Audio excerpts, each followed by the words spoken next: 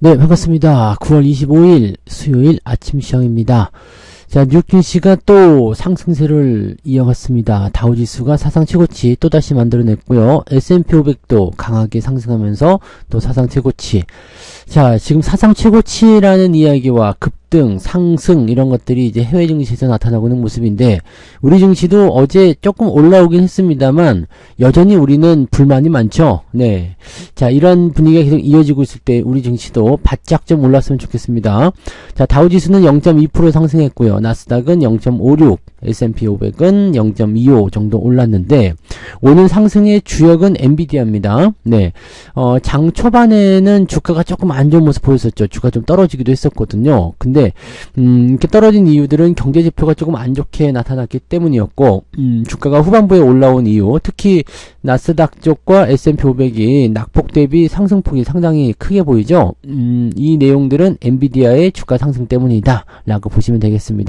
자, 요 내용들 어떤 것들이 있는지 알아보도록 하겠습니다. 자, 지금 첫 번째 상황부터 보도록 합니다. 일단은 뉴욕 증시 초반에 강보합, 하지만 소비자 신뢰지수가 하락을 했다라고 되어 있죠. 자, 강보합세를 나타냈는데 왜 주가가 중간에 하락을 했느냐? 이 소비자 신뢰지표가 좋지 않았기 때문입니다. 소비자 신뢰지표라는 것은 앞으로 상황이 어떻게 변할 것인가 거기에 대한 내용이거든요. 근데 이게 별로였다라는 얘기죠. 소비자 신뢰지표는 일단 100을 넘는 것을 대체적으로 이제 우리가 기본적으로 생각하거든요. 근데 이번에 98.7이 나타났어요. 예상치도 103.9였는데 98.7이 나타났죠. 이거 굉장히 안 좋은 소식입니다. 그래서 경기가 안 좋아질 것 같아요. 뭐 상황이 안 좋습니다. 이런 식으로 얘기를 지금 할 수 있는 내용이기 때문에 증시가 하락으로 전환되는 모습이 좀 나타났어요. 자, 지금 B컷 가능성을 열어뒀다라는 건데, 여기 앞에 뭐가 있어요? 추가적으로. 그러니까 0.25씩 금리를 내려야 되는데 0.5를 또 내리자 이런 얘기가 나온 거죠. 뭐 0.5를 또 내린다고 해서 뭐 당장 뭐 큰 충격이 있을 건 아닙니다만, 이런 식으로 B컷에 대한 어떤 금리 인하가 진행이 돼버리게 되면 어떤 문제가 되겠어요? 급격하게 금리의 변화가 일어날 수 있다는 얘기죠. 이거는 올라갈 때와 마찬가지입니다. 금리가 올라갈 때와 마찬가지로 떨어질 때도 B컷을 계속해서 때리게 되면 이거 경기 둔화에 대한 우려감을 그대로 진행할 수 있는 내용이 될 수밖에 없는 거고, 자, 그러면 그동안 높아졌었던 금리 때문에 경기가 망가졌다는 것을 어느 정도 시인할 수 있는 내용이 될 수밖에 없기 때문에 현재 시점에서는 B컷에 대한 부분들은 조금 애매하죠. 네, 그 다음에 미셸 같은 경우는 이제 뭐라고 했느냐, 인플레이션 다시 우려된다. 그래서 이번에 B컷이 아니라 베이비컷을 해야 되는 거 아니었냐 라는 식으로 얘기를 하고 있는 모습인데, 요거는 네, 일단은 저도 그렇게 생각합니다. 네, B컷을 때려놓고 나면은 일단은 여기에 대한 부분들이 다시 시장에 반영이 되기 때문에 부담감이 좀 생길 수는 있거든요. 그래서 이번에는 0.25, 그 다음에 다음번에 B컷을 한다든지 이렇게 해도 괜찮았을 텐데, 이번에 일단은 처음부터 큰 거 때려놓고 나서 또 이렇게 잡음을 만들게 되는 건 별로 연준이 지금 이번 금리 정책은 아주 안 좋다고 생각합니다. 물가에 대한 부분들을 잡겠다고 해서 막 울트라 스텝, 빅 스텝 막 이런 거 해가지고 막 난리를 쳐놓은 상태에서 요렇게 또 다시 B컷으로 때려버린다. 일관성이 좀 없어 보이기도 하죠. 그리고 혼란스럽잖아요. 그죠? 자, 아무튼 그런 부분들이고요. 어쨌든 이런 내용들이 있고, 자, 파월 의장이 오늘 저녁에 다시 또 이야기가 나올 거고, 근데 오늘은 또 이벤트가 하나 더 있는 게 마이크론의 시작 발표가 있거든요. 그러니까 이런 부분들이 어떻게 나올 것인지 한번 생각을 해보자고요. 다른 경제 지표도 이제 계속 발표된다. 개인 소비 지출, 요것도 이제 둔화가 될 것인지 아닌지 좀 봐야 돼요. 네, 요거는 이제 그런 부분이고, 그다음에 GDP 확정, 네, 요것도 한번 생각해 봐야 됩니다. 그래서 이런 것들, 지금은 이번 주에 발표될 지표들이 많이 남아 있지만, 이제 우리는 이제 주말로서 이제 이 이벤트는 다 끝나는 거니까 아마 그런 정도로 보시면 되고요. 대신 이제 중국의 지급 준비율, 대규모 경기 부양책, 이게 이제 중요한 포인트입니다. 그래서 중국과 관련된 주식이 매우 강세를 보이고 있다라는 얘기인데, 이게 JD.com이 중딩이죠, 중딩. 고딩 아니고 중딩. 네, 중딩이라는 이름이 있을 거예요, 아마. 그 중딩이라는 쪽이고, 알리바바, 그 다음에 이런 쪽으로 움직이고 있다라는 거고, 바이두 뭐 이런 거, FDD 홀딩스 등등등이고, 뭐 이런 식이고, 전체적으로 보면 이제 중국 쪽은 소비와 관련이 되는 부분들이 좀 생기기 때문에 중국 쪽 소비가 증가한다라고 한다면 우리나라 같은 경우는 어제 철강하고 화학주 이런 쪽의 움직임이 좋았다라고 얘기하는데 철강주 섹터까지는 잘 모르겠고요. 화학주 섹터는 바로바로 움직임이 나타날 수가 있습니다. 그래서 요 내용들은 우리가 좀 참고할 필요가 있겠죠. 그래서 이 중국의 경기 부양 그러면 석유의 수요가 많아진다. 그래서 석유 이 원유 가격이 상승하는 모습으로 진행되었다. 이렇게 받아들이시면 되겠죠. 네. 그런 내용들이고 그 결과는 어떻게 되나요? 그래서 네. 미국 소비 심리 급락의 불안한 상승. 이 소비자 심리는 이제 다 알았는데 무엇 때문에 주가가 상승을 했느냐? 중국 관련 기업들 상승을 했다라는 거. 그 다음에 엔비디아에 대한 상승이 좀 있었을 건데 이 부분 별로 없네요. 자, 캐터필러도 중국 부양책으로 제조업 업황이 개선될 것이라는 기대감이 올랐다. 캐터필러가 아마 미국에 대한 실적을 가장 처음 발표하는 기업이겠죠. 그래서 요게 이제 기대감이 된다라고 한다면 긍정적인 상황도 나타날 수가 있죠. 빅스 지수는 오히려 내렸고요. 그래서 뭐 크게 문제될 건 없어 보이네요. 네. 그 다음에 여기에서 나타나는 것은 무엇이냐. 쭉 내려보면 이제 아마 엔비디아 얘기가 나올 거예요. 네. 엔비디아 나오기 전에 한번 보도록 하자고요. 뭐 삼성전자 뭐 이런 얘기도 있고 고려아연에 대해서 궁금해하시는 분들 굉장히 많으실 것 같은데 우호지분 늘리자 지금 고려아연이 대규모 반격에 나서고 있는 거죠. 그래서 이제 자기들의 그 협력사 자기한테 이제 우호적으로 되어 있는 이 협력사에게 자사주를 매각해서 이 전체적인 그 지분율을 좀 높이는 그런 형태로 가는 것도 좀 생각 중에 있다. 이렇게 되어 있습니다. 그래서 경영권 방어 수단이 된다는 비판. 자사주. 이 자사주는 원래 주주의 그 가치를 높이는 그런 쪽으로 가야 되잖아요. 근데 이게 이제 경영권 방어 수단이 된다. 이렇게 해서 비판을 할 수도 있어요. 근데 지금 이것도 글쎄 그건 잘 모르겠다. 그죠? 지금 저의 생각에서는 고려아연이 이 영풍 MBK 파트너스 쪽으로 넘어갔을 때 주주의 가치가 더 올라갈 것인가에 대한 부분들은 제가 판단 내리기가 좀 어렵습니다만은 그것이 만약에 네 고려아연이 그냥 남아있는 것이 주주 가치를 높이는 방법이다라고 한다라면 이거는 네 의미 없겠죠. 경영권 방어 수단은. 근데 만약에 고려아연이 영풍이나 MBK로 넘어가는 게 훨씬 더 주주에게 이득이 된다. 그러면은 경영권 방어 수단으로 사용되었다라는 비판을 받을 수밖에 없을 것이다. 경영권을 지키려면 최소 7%의 지분이 더 필요한데 자사주를 매각해서 의결권을 보태면 충분히 도움이 될 수 있고요. 그 다음에 뭐 매수 포인트가 나타날 수 있다. 뭐 이런 식인데 주가는 지금 또 떨어지고 있죠. 네, 떨어지는 모습이라서 이제 여기에 대한 부분들은 어느 정도 끝나지 않았나 라는 생각이 조금 들긴 합니다. 네, 그런 부분 체크하시고요. 눈치가 보여서 눈치가 보여서 지금이 저점이라고 생각하지만 삼성전자 목표 주가는 내려야 되겠다. 증권사 아니 눈치 보면서 증권사 리포트 할 거면은 뭐 달라고 증권사를 합니까? 이거 되게 물론 이제 증권사들의 그런 이익관계나 이런 것들을 알고 있기 때문에 이해는 됩니다. 근데 이렇게 뭐 줏대 없이 그냥 하면은 그러면은 증권사 리포트를 더 볼 이유가 없는 거죠. 그죠? 뭐 이게 계속 떨어진다 그래서 계속 얘기를 하고 있고 목표 주가도 낮추고 이렇게 되어 있는데 악재는 이미 충분히 반영되었다. 그죠? 주가가 삼성전자가 이렇게까지 떨어진 적이 언제 있었죠? 뭐 저쪽 그때 2022년도 뭐 우크라이나 전쟁 때 뭐 그럴 때 아니면은 삼성전자는 사실 그 코로나 때도 그닥 그렇게 많이 떨어졌다는 느낌이 없을 정도로 튼튼한 모습이었는데 지금 이거는 7월달부터 계산해보면은 상당폭의 하락이거든요. 그러니까 이런 형태의 모습들은 조금 애매한 거죠. 그래서 과도한 하락이다 라고 얘기를 해쳐도 증권사에서는 계속적으로 나오고 있다. 악재를 감안하더라도 이미 악재들을 충분히 반영했다. 하지만 목표 주가는 낮춰야 되겠다. 네, 이익 추정치가 낮았기 때문이다라고 하는데 이익 추정치가 다시 올라가면 4분기에 또 목표 주가 다시 올릴 건가? 이것도 참 그러네요. 그죠? 네. HBM3E에 대한 부분들은 제가 분명 말씀드렸지만 하이닉스, 네, 엔비디아의 연결고리 때문이다라고 말씀드렸죠. 그 예상이 지금 딱 맞는 것 같아요. 왜냐면 삼성전자가 먼저 샘플을 제공을 했는데 아직까지도 안 되고 있다는 것은 하이닉스가 이번에 4분기에 이 HBM3E에 대한 납품이 진행이 되면서 삼성전자 것도 같이 들어간다라고 보시면 됩니다. 네. 그래서 그렇게 될 수밖에 없어요. 여러분들도 생각을 해보세요. 상식적으로 생각했을 때 여러분들이 거래하는 회사가 있어. 그러니까 여러분 통닭집을 하고 있는데 여러분들한테 납품을 하는 생닭 회사가 있어요. 닭 회사가 있는데 닭을 막 공급을 해. 근데 다른 회사에서 와가지고 갑자기 자, 우리 집 닭이 무항생제에다가 친환경 닭이다. 맛도 죽인다. 가격도 조금 더 싸게 해줄 수도 있다 하면서 이제 접근을 했어요. 그러면 검토는 해볼게요 라고 할 수 있는데 지금 이 원래 거래하던 업체와의 끈끈한 관계 이런 것들 그리고 얘네한테도 문제없이 닭을 잘 받아오고 있었는데 새로운 통닭을 여기서 할 수 있다? 아니지. 근데 지금 손님이 막 몰려. 닭집이 막 불이 나요. 막 미쳐버릴 것 같아. 그 닭이 조금만 더 있으면 더 많이 팔아 돈 많이 벌 수 있을 것 같거든요.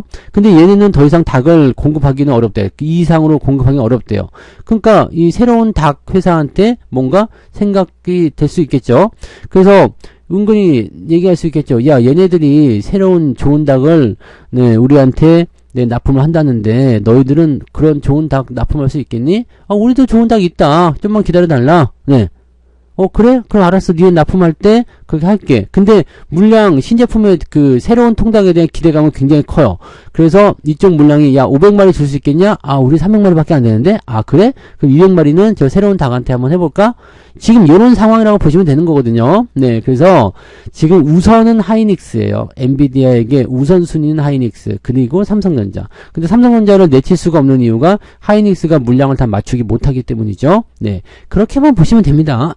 그래서 이제 삼성전자가 오히려 낙수 효과를 받게 되는 그런 상태. 그러면 삼성전자는 HBM에서 완전히 실패자고 패배자고 끝나느냐? 아니죠. 엔비디아만 HBM을 필요로 하는 게 아니기 때문이죠. 그래서 그런 부분들이 있다는 얘기입니다. 아무튼 이거는 제가 충분히 설명을 드렸기 때문에 또 얘기하면은 자꾸 중복이 되는 거니까 그렇게 생각하시면 되고요. 요것도 있네요. 레거시 반도체가 약세를 보일 것이다. 그래서 실적이 부진할 것이다. 증권사에서 계속 나오는데 이거는 진짜 뚜껑 열어봐야지 아는 겁니다.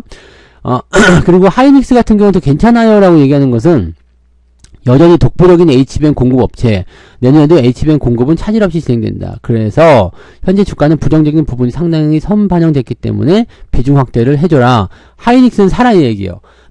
근데 여러분들이 아셔야 되는 것은 이 고대역폭 메모리라는 HBM도 D램입니다. 네. HBM이 뭔지 아시죠? 고대역폭 메모리인데 이게 그냥 뚝딱 해가지고 한 덩어리 덜렁 나오는 것이 아니라 D램을 적층해서 쌓는 겁니다. 8단, 12단 이렇게 쌓는 것이 바로 HBM이에요. 그래서 물론 이제 이 전통적인 그냥 일반적인 D램, 그 다음에 스마트폰, PC 이런 것들에 대한 수요가 생각보다 약하다고 되어 있지만 D램의 가격은 HBM의 수요와도 연결이 되어 있어요. 그 다음에 서버용 D램 이런 것도 있죠. 그러니까 이런 부분들. 그러니까 지금 스마트폰이나 PC 이쪽 부분에서의 어떤 일반 D램 낸드 수요 이런 부분들이 조금 감소했다고 해도 이쪽이 강하면 나쁘지 않다는 얘기지. 그래서 실제로 정말 실적이 정말 그렇게 나쁠 것인지 거기에 대한 것은 이제 지금 말씀드리긴 좀 애매하잖아요. 그러니까 좀 지켜보고 하자. 이게 생각했던 것보다 그렇게 큰 걱정을 갖지 않으셔도 될 겁니다. 대신에 그런 삼성의 실적 발표 나올 때까지 계속적으로 뭐가 있을까요? 어떤 경계감 이런 거 있을 수 있겠죠. 그리고 오늘 저녁에 발표되는 이제 마이크론의 실적 이런 것들이 어떤 식으로 영향을 줄 것인지 봐야 될 겁니다. 집값이 더 오른다고 얘기하네요. 금리가 내려갈 것이다 생각되기 때문에 그럴 수도 있겠네요. 지금 3년 만에 최고치로 주택가격 전망지수 이게 금리 인하에 대한 부분들이 이런 효과를 가져올 수가 있거든요. 그러니까 집값이 더 오를 것이다. 1년 이내에 집값이 지금보다 더 많이 오를 것이다 라는 전망들이 나오기 시작했다. 집값이 아마 최고치로 다시 경신되는 상황이 또 오게 되면은 또 난리가 날라나요? 금리를 낮출 수도 없고 올릴 수도 없는 한국은행. 이게 좋은 기회를 놓치면 이렇게 되는 거죠. 우리가 주식을 살 때도 저점에서 매수를 해야 되겠다 생각했는데 그 기회를 놓쳤어.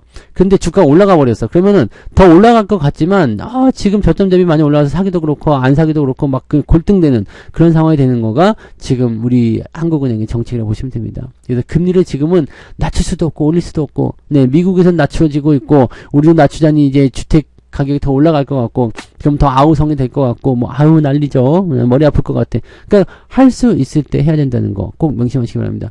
지금처럼 주가도요, 아래쪽에 들어가 있을 때, 저점일 때 매수를 해야지 나중에 올라갔을 때 고민하지 않습니다. 처음에 지금이 사는 게 맞는가라고 고민이 되겠지만, 지금 저점에서 매수를 해주는 게 훨씬, 네, 여러분들한테 좋은 선택이 된다는 것만 기억하시면 되겠습니다. 전체적인 큰 동향을 보고 가시면 되는 거죠. 네. 뭐, 이 집값에 대해서는 저는 부동산 전문가가 아니기 때문에 잘 모르지만요. 네, 아마 올 하반기, 지금 요 3, 4분기 때가 아마 가장 집값이 제일 싼 시기가 아닐까라는 생각은 저도 하고 있습니다. 왜냐면 금리 인하는 바로 집값 상승과 연결되거든요. 자, 아무튼 그렇고요. 젠슨황의 주식 매각이 완료되었다. 젠슨황이 이제 엔비디아 대표잖아요. 이 사람이 이제 주식을 매각을 계속 하고 있었는데 매각이 다 끝났다 얘기야. 매각이 끝났다는 것은 더 이상 매도가 나오지 않는다라는 얘기가 되는 거죠. 네, 그동안 이제 매수를 계속 해왔었고요. 그래서 이 정도 부분에 대한 어떤 매도를 진행했었다라는 것이 이제 나오는 부분이고, 매각이 완료됐다. 그러면 더 이상 하방 압력이 없을 것이다 라는 얘기가 나오게 된 거죠. 그래서 주식을 팔아가지고 돈 좀 챙겼네요. 내 돈이 좀 챙겼나? 뭐 그런 거 있나요? 네, 보상 패키지와 관련이 있다. 즉 주가가 많이 오르고 시장이 좋아지다 보니까 이제 돈을 좀 받아먹는 그런 형태로 되었다라고 보면 되겠죠. 젠슨황은 이 가죽 재킷이 트레이드마크인가 봐요. 네, 요것만 입고 나오네. 아무튼 그렇고요. 자, 그 다음에 블랙웰에 대한 출시가 있을 텐데, 네. 엔비디아 주가가 4% 올랐다. 이거 우리나라한테 굉장히 좋은 소식이고요. 삼성전자, 하이닉스에게 모두 다 좋은 소식이 될 수 있습니다. 이 블랙웰이라는 것에 굉장히 집중들을 많이 했었잖아요. 신제품. 근데 이거는 일전에 엔비디아가 실적 발표할 때 얘기를 분명히 했어요. 블랙웰 지금 생산 중에 있고 4분기에 출하할 것이다 라고 얘기 나왔었는데, 지금 4분기에 출하한다는 얘기가 나오죠? 네, 출하한다는 얘기가 나왔습니다. 대량 생산에 들어갔다는 얘기는 이미 있었고요. 이번에 모건 스탠리 보고서에서 이렇게 나왔다는 얘기가 나오고, 네, 4분기에 45만 개 블랙웰 칩을 출하할 것으로 추정된다. 이 새로운 칩에서만 약 100억 달러, 13조 원의 매출을 올릴 것이다. 그러니까 4분기에 네, 매출이 13조 원이 될 것이다. 이렇게 더 늘어난다, 이렇게 보시면 된다는 얘기거든요. 13조가 누의 이름도 아니잖아요. 굉장히, 네, 긍정적인 부분이 되겠죠. 자, 그리고 H200 칩에 대한 수요도 견조하다. 이거 어디서 나온 거라고요? 모건 스탠리. 이거 말이 안 되죠. 모건 스탠리 뭐라고 했어요? HBM의 공급 과잉이 우려된다. 근데 수요가 견조하다. H200. H200의 핵심은 뭐예요? HBM. 블랙웰의 핵심은 HBM. 근데 이게 지금 출하가 되고 수요도 견조하다. 또 새로운 칩이 출하가 된다. 이게 뭐 어쩌자는 얘기야? 너무 이상하지 않습니까? 네. 그러니까 이거 조사해야 돼요. 진짜 금감원이 조사 어떻게 하고 있는지 모르겠는데 조사해야지. 그죠? TSMC 시청도 올라가고, 네. 뭐 전체로 다 올랐다고 되어 있습니다. 반도체 지수는 전반적으로 상승했고, 엔비디아가 일단 올라가면서 하이닉스의 주가 상승, 네, 추가 상승으로 연결될 수 있겠죠. 그 다음에 삼성전자도 당연히 같이 올라갈 수 있는 상태가 될 겁니다. 반도체가 올라가면 지수가 올라간다. 자, 그러면 이 대장이 올라가게 되면 대장이 아닌 종목군들의 움직임들은 변화가 좀 생길 수 있습니다. 그런 정도 보시면 되겠죠. 네, 중국 쪽 움직임이 좋아져서 저는 근데 2차전지 같은 경우가 계속해서 올라가는 부분들은 약간 애매해요. 네. 왜냐면 중국 쪽의 전기차 판매량이 늘어난다. 다시 말씀드리지만은 우리나라 배터리와는 별로 관계가 없을 것 같은 느낌인데, 어제 배터리가 많이 올랐다는 것은 바이오가 상대적으로 약세를 보였기 때문일지 모르지만 아무튼 뭐 그런 것 같아 보이더라고요. 그래서 그런 식으로 보시면 될 것 같고요. 그 다음에 또 뭐 있을까요? 중국 경기부양체 이런 얘기 나오고, HBM은 괜찮지만 D램은 글쎄, 네, 그러면서 이제 삼성과 하이닉스 전망이 서로 엇갈린다. 근데 여러분, 반도체라는 것만 기억하십시오. 반도체, 쪽에서 이제 삼성이 이제 D램 쪽에 1등을 먹고 있어서 그럴 수도 있다 생각되는데, 그냥 일반 D램은 수요가 감소해서 그지 같은데, HBM은 수요가 견조하다. 자, 삼성이 언뜻 보면은 HBM을 팔아먹지 않고 있다고 생각하시는 것 같은데, SK 하이닉스가 50%고요. 삼성전자가 거의 40%입니다. 그러니까 실질적으로 HBM의 수요가 견조하다면요, 삼성전자에서 발생하는 HBM 수요도 늘어난다는 얘기예요. 그러니까 이렇게 보시면 된다는 얘기인데, 요거를 지금 그냥 삼성은 일반 D램만 만드는 회사, SK는 HBM만 만드는 회사, 이렇게 얘기를 하고 있는데, SK 하이닉스도 D램을, 일반 D램을 만들죠. 네, 알고 계시죠? 다 알고 계실 거라 생각합니다. 자, SK가 반도체만 집중되어 있기 때문이지만, 네, 이거는 지금 말이 또 안 된다는 얘기지. 그러니까, 이게 모건 스탠리도 지금 보면은, 근데 엔비디아에 대한 이야기 또 그렇게 해서 뭐, 수요가 견조하다, 뭐 이런 얘기도 나왔는데, 도대체가 이해가 안 되는 얘기들이라 생각하시면 되겠습니다. 뭐, 어떻게든, 뭐, 흐름이 나타나는 거 보고, 그리고 전망을 잡아가시면 되겠죠. 네. 자, 그래서 개인 투자자들이 6조를 담았다. 난 이것 때문이 아닐까 생각되기도 하고요. 자, 밸류업 지수가 나왔습니다. 네, 밸류업 지수가 나왔는데, 일단 구성 종목은 당연하게도 삼성전자, 하이닉스, 현대차. 그럼 삼성전자, 하이닉스도 이제, 현대차는 지금 주주환원에 따른 배당 증가가 있었기 때문에 삼성전자, 하이닉스도 이제 배당이 더 증가할 수 있을 것이다라고 전망이 될 수 있는 내용이 되는 거고요. 네. 그 다음에, 신한지주하고 우리금융지주는 포함이 됐는데 KB금융과 하나금융지주는 제외가 됐어요. 네, KB금융 이제 배당 매력이 많이 떨어지죠. 네, 주가 많이 올라갔기 때문에. 그래서 주가가 어제도 크게 내려가는 모습이 좀 있었는데, 예, 아무래도 약세를 좀 면치 못할 수도 있을 것 같다 생각이 좀 듭니다. 자, 뭐 그런 부분들이고요. 뭐 보통 보면 이제 코스피 200하고 코스닥 150에서 이제 대체적으로 이제 편입이 됐다라고 보시면 되는 거니까, 뭐 대형주 위주의 어떤 포인트였을 거고, 돈을 버는 회사들, 즉 수익성에 의한 그런 부분들이 네, 이렇게 배당으로 연결될 수 있다라고 볼 수 있는 내용이라서 그 정도로 체크해 주시면 될 것 같아요. 투자자들 입장에서는 당연히 배당을 바라보고 투자할 것이고요. 그 다음에 여기에 따른 법안은 이제 배당소득 분리과세, 요것만 해주면 좋을 것 같아 보이고요. 그 다음에 대주주 입장에서는 경영권 방어나 상속, 증여를 고려하면 주가가 올라가는 게 좋지 않으니까 이런 부분들이 있다. 그래서 당연하게 세제 지원을 해주는 것이 좋다라는 얘기죠. 네, 그러니까 주가가 올라가면 배당도 올라가고 다 좋은데, 현재 대주주 입장에서는 주가가 올라가면 경영권 방어하기도 좀 힘들죠. 충분히 지분을 보유하기가 어렵잖아요. 그래서 그런 내용들, 그래서 상속, 증여 이런 거 고려하면은 주가가 낮아야 돼요. 우리나라 기업들이 또 이런 게 좀 약간, 근데 저라도 그렇게 할 것 같긴 해요. 야, 이번에 상속 증여를 좀 해야 되는데 주가 좀 낮춰라. 그래갖고 주가가 쾅 떨어졌을 때 진행되는 거.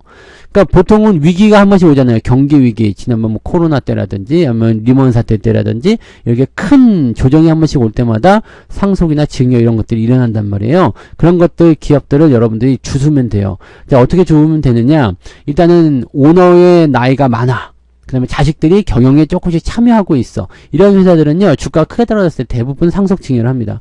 증여를 하기 때문에, 상속은 이제 죽은 다음에 하는 거니까, 네, 증여를 하게 되는데, 증여를 하기 위해서는 가격이 굉장히 낮아져야 돼요. 그럴 때 우리가 같이 사시면은요, 낮아진 상태에서 배당률을 계속 올려주고요. 그 다음에 주가가 천천히 계속적으로 꾸준한 상승을 하게 됩니다. 그 부분만 이렇게 체크하시면 돼요. 어떤 종목인지 여러분들이 제가 열심히 말씀드려서 알고 있을 수도 있고요. 매수를 이미 하셨을 수도 있습니다만, 그런 것들을 꾸준히 갖고 가시면 주가가 저점 대비 상당히 많이 오른다는 것만 기억하시면 될 겁니다.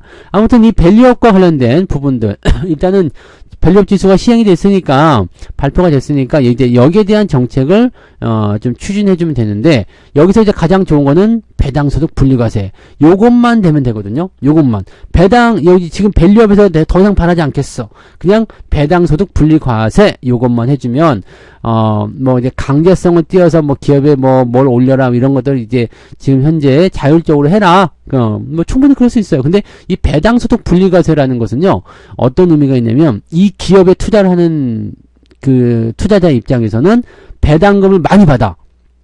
그래도 종소세에 포함이 안 되는 거지. 그러면은 이게 어떤 상황이 되냐면, 여기에 대한 배당소득만 띄어가고 이거는 그냥 비과세가 되는 거예요. 그렇게 됐을 경우에는 네, 이 기업에 투자만 하죠. 그러니까 예를 들어서 현대차에 투자를 했는데 배당이 한 7%, 8% 나와, 한 6% 나와, 이렇게 됐어요. 지금 현대차 배당이 한 6%쯤 되죠. 이렇게 배당을 받아 먹었는데, 그냥 너 배당 받은 거면 따로 세금 뛸게 해가지고 여기서 2.22%인가요? 그 정도 23% 띄어가죠. 띄어가고 나머지 너 다 먹어. 나머지 뭐 세금 더 낼 필요 없어. 이렇게 되면은 당연히 투자를 하고 싶은 종목이 될 거란 말이죠. 그러니까 이런 부분들. 그러니까 적극적으로 투자자들이 이 기업에 투자를 할 수 있게끔 만들어주는 거. 그럼 기업들도 신이 나서 배당 더 올릴게요. 뭐 어쩔게요. 뭐 이렇게 나올 수도 있잖아요. 근데 이렇게 됐을 경우에는 배당 소득 분리과세가 되는 게 대주주에게 또, 네, 몰아주기가 될 수도 있어요. 네, 이거는 우리 입장에서 좋은 거긴 합니다만, 대주주 입장에서도 배당 소득을 받아먹잖아요. 근데 이것이 확, 네, 몇천억씩 받아먹는 것이 또 사라진다. 그것도 사실은, 따지고 보면 좀 애매할 수도 있겠다. 그죠? 배당을 막 100억 이상 받는다. 네. 그런 한 종목에서 그러면은 이제 세금을 받아라 뭐 그렇게 될 수도 있으려나. 자, 아무튼 뭐 그런 거고요. 뭐 걔네들 걱정까지 우리가 할 필요는 없는 거니까. 네. 네, 아무튼 그런 거고요. 네. KB가 빠진 것이 상당히 충격인가 보네요. 이제 그런 부분들 있었고. 자, 중국 경기 부양책에 대한 이야기 계속적으로 나오고 있는 모습들 확인되고 있습니다. 뉴스 다 봤네요. 네. 중국 경기 부양은 어느 정도까지 나오나요? 뭐 특별하게 나온 거 있나? 네. 중국 경기 부양은 지금 뭐 굉장히 크다라는 얘기들이 일단 나오고 있거든요. 그러니까 중국 경기 부양이 대규모다라는 얘기가 있는데 현재 시점에서는 이제 지준율 인하 이번에 또 한다는 얘기가 있죠. 네, 그다음에 기준금리도 인하한다라는 얘기도 있습니다. 기준금리도 인하하고 지준율도 인하하고 그다음에 뭐 다른 부양책들도 많이 나오겠죠. 그래서 그런 부분들이 지속적으로 나올 수 있다라는 전망들이 지금 나오고 있기 때문에 이 정도는 우리가 한번 기대해 볼 수도 있을 것 같아요. 네. 땡큐 차이나. 우리나라는 언제쯤 이제 중국마저도 올라가면 우리나라 정신이 진짜 완전 왕따 되는 거 아닙니까? 그래서 이렇게 되면은 좀 네, 골치 아프다. 네, 우리도 좀 같이 올라가줘야 되지 않을까 싶은 생각이 좀 있습니다. 근데 중국의 대규모 경기 부양이 그동안 이제 어떤 경기의 어떤 악화, 둔화 이런 것들을 제가 계속 말씀드렸었죠. 근데 중국이 지금 경기 부양을 그냥 간과해서는 안 되는 그런 상황인데 아무튼 뭐 그렇다라고 보시면 되겠습니다. 그래서 그런 내용들이 전체적으로 잡혀 있다. 네, 어쨌든 중국이 경기 부양하게 된다면 미국과의 어떤 무역 전쟁이나 갈등 이런 요소들은 남아 있겠지만 네, 주변 국가들 우리나라 입장에서도 긍정적으로 될 수가 있어요. 그래서 그런 쪽으로 생각하는 내용이 될 수 있습니다. 그 정도까지 우리가 보시면 되겠습니다.